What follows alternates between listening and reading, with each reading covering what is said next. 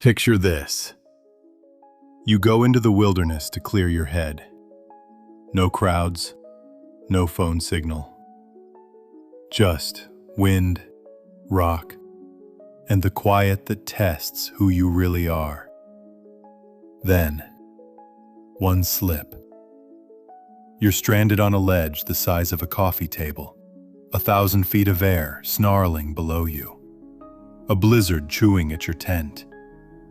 Your wrist snapped, and your spine screaming. Rescue choppers circle somewhere out there, but not for you. They're searching the wrong mountain. Cut to a different nightmare. An ATV somersaults on a frozen slope. Half a ton of metal pins both your legs to the ground. The temperature is dropping past -10. Coyotes are gathering in the dark. Your water, sleeping bag, and radio, all trapped under the machine you can't move. If you think these stories end in tragedy, stay with me. Because the only reason we're telling them is that both men found a way through the kind of problems you can't positive mindset yourself out of. You survive here, or you don't. This is Trapped. Two true stories of people forced to fight for life without moving an inch. We love the idea of a lone trek. The purity, the control. No compromises, no schedule, just you and a line on a map. But here's the truth seasoned rescuers will tell you. Solo is where simple mistakes become fatal. Break a leg with a partner, you get a splint and a hand to lean on. Break a leg alone, that's a cold equation against the clock. Today you'll meet Charlie Hanshe, who went into the High Sierra to prove he still had it. And Ken Hildebrand, a veteran search and rescue volunteer who knew every rule except the one that matters most. Sometimes, the mountain doesn't care that you're an expert. Let's start with Charlie. Just short of 50, Charlie wanted one thing: to prove he could still move through real country the old school way. 5 days. A 50-kilometer loop. No bragging, no audience. Just a private promise. I can still do hard things. Day 1 was perfect. He climbed deep into the Sierra Nevada, far beyond the last cell bar and the last coffee shop, until the mountains had that muffled, cathedral silence you only hear when you're really out there. He camped high, cooked a golden trout he'd pulled from an icy stream, and told himself, I belong here. And then the Sierra did what the Sierra does in September. It flipped the table. Tumbling, pack, body, rock, snow, sky, rock. A glancing blow to the head made the world go dim and tinny. The drop should have ended him, but the mountain threw him a cruel mercy.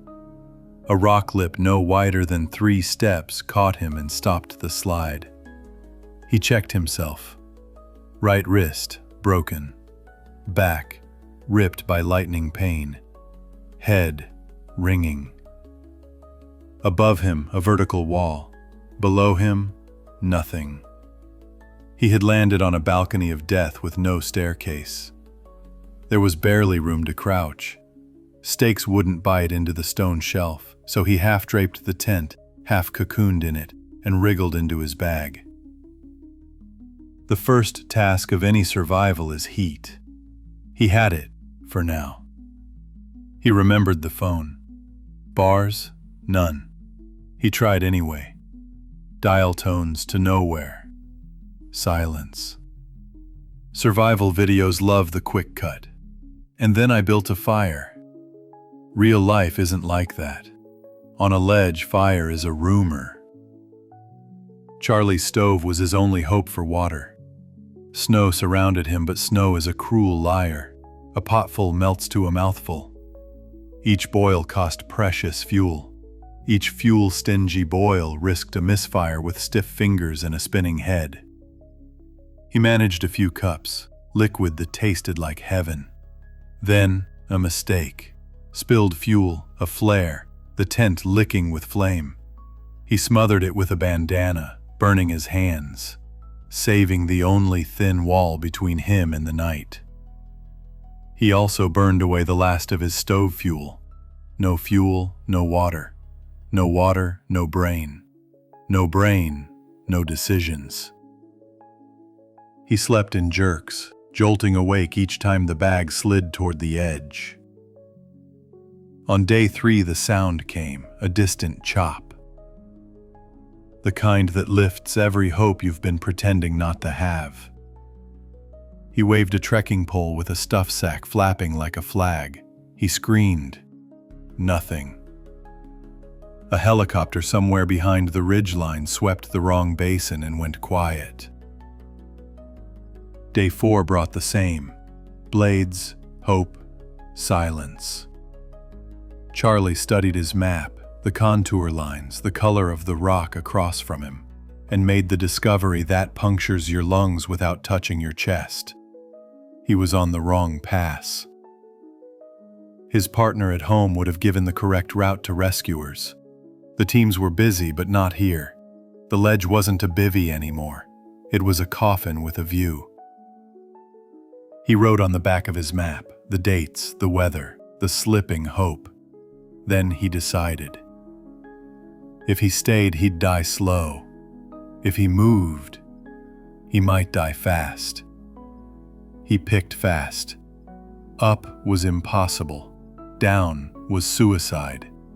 Sideways, maybe. He traversed left, inches at a time, smearing rubber on rock. The world turning into a funnel of white air below. His wrist shrieked. His spine protested with flashes of hot lightning. He reached a new perch, smaller than the last. No tent, no wind shadow, no sleep.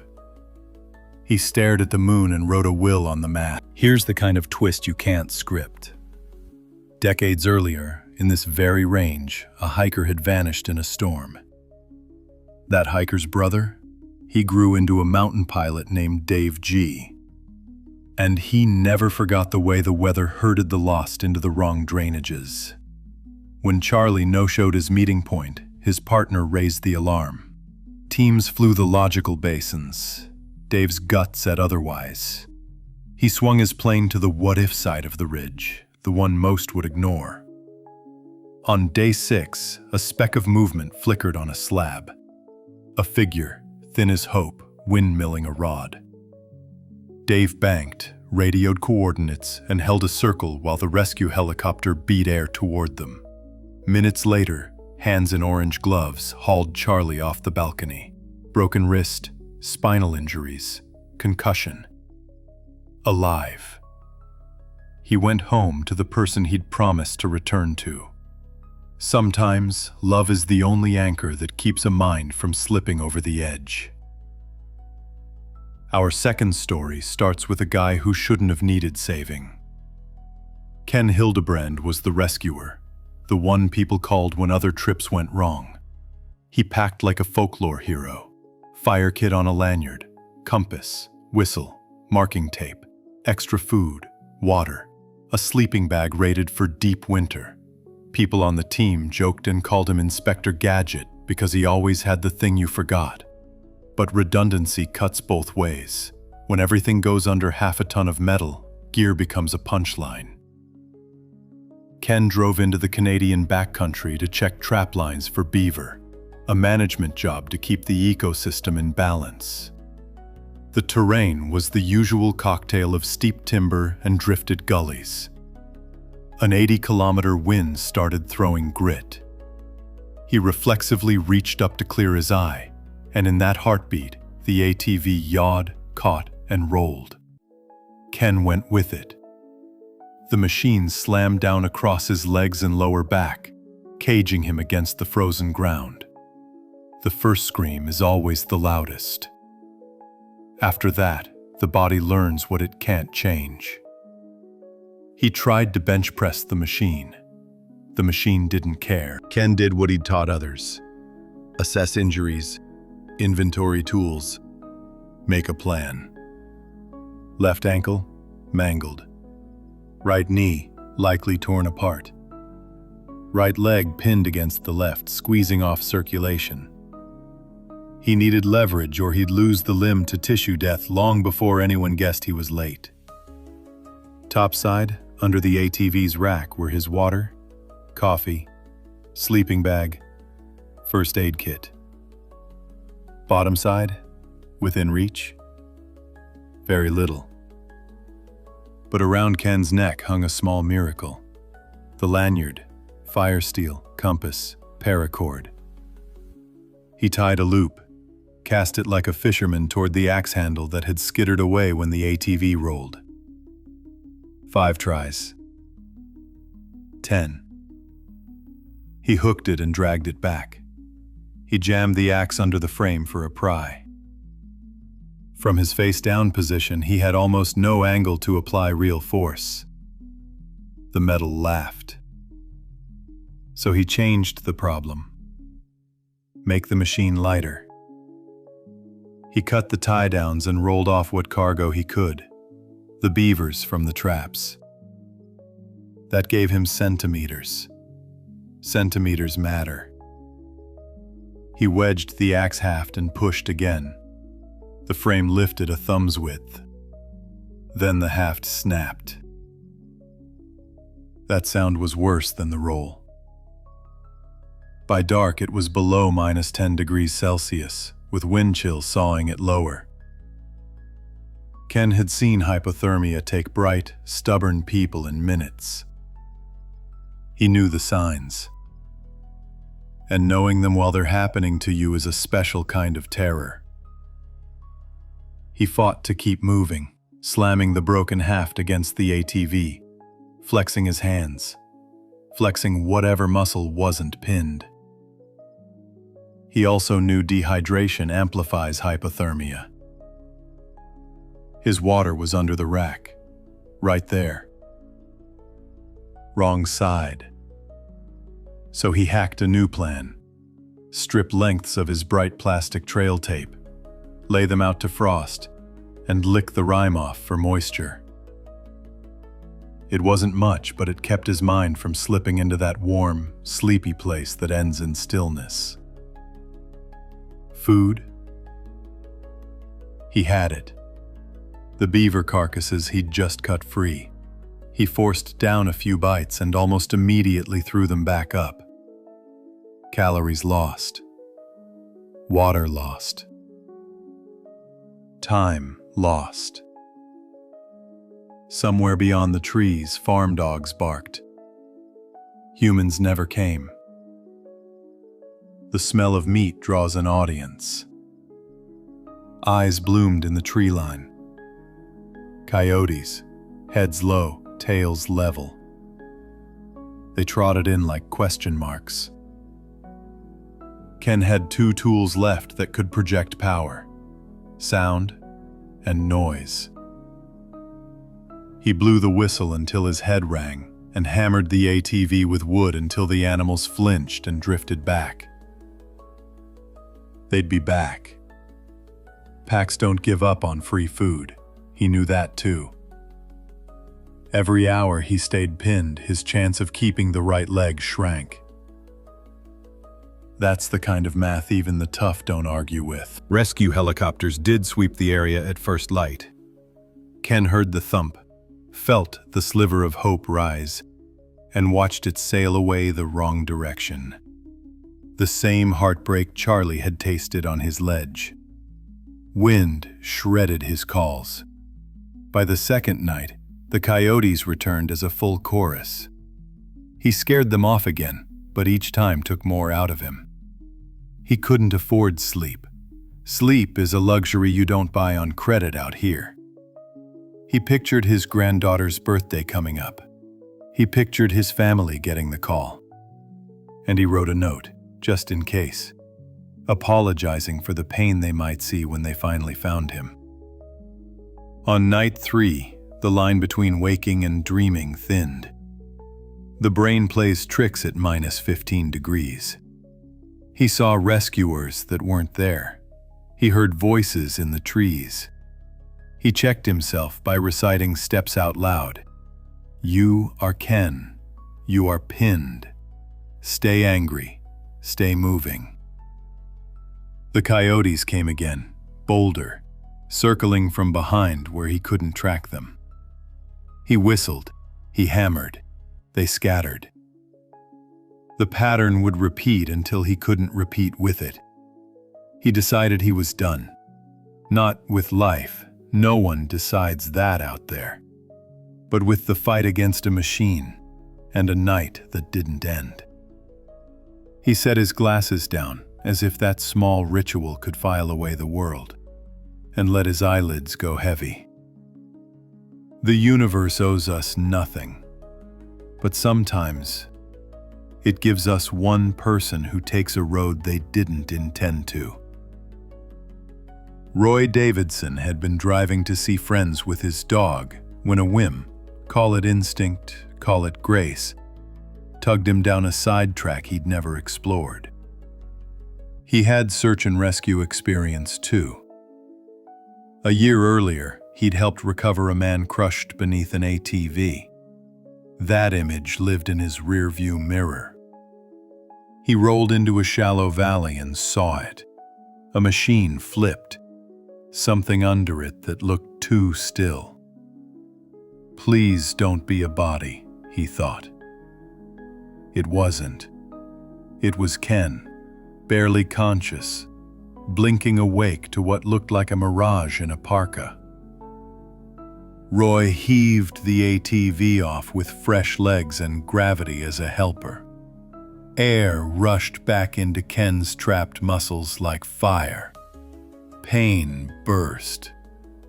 Pain meant blood returning, tissue not yet dead. Ken told Roy what to do. Splint here, strap there, radio this frequency. Pros remain pros. Roy called it in. A helicopter banked toward the coordinates that mattered this time. Ken was flown out cold, then warmed, then cut, then saved. The surgeons tried like hell to keep the right leg. In the end, it had to go. He woke to a world a little narrower and a life that still belonged to him. Later, he walked again. One rebuilt leg, one built in a lab, on the same determination that got him through the cold nights. I am not done. It's tempting to wrap these with a slogan. Never give up. Believe in yourself. But Charlie didn't survive because of a motivational poster. And Ken didn't outstare a pack of coyotes because he said affirmations. They made thousands of tiny, boring, ugly choices in a row. Heat before heroics. Charlie prioritized shelter and water over movement until movement was the only option left. Change, the problem. Ken couldn't lift a machine. He lightened it, then hunted millimeters with wedges, then scavenged water from frost. Make noise. Make signal. Make story. Wave the pole. Hammer the metal. Write the note on the map so if you don't make it, your people still do. Accept help from unlikely places. The pilot who remembered his brother's storm. The stranger who took the wrong road on purpose. Most of all, they kept a reason bigger than the pain in front of them. A partner waiting. a granddaughter's birthday, hope, with names. If these stories sent a chill through your chest, good. Respect is a survival tool. If you're planning a trip, here's the checklist I'd give my best friend.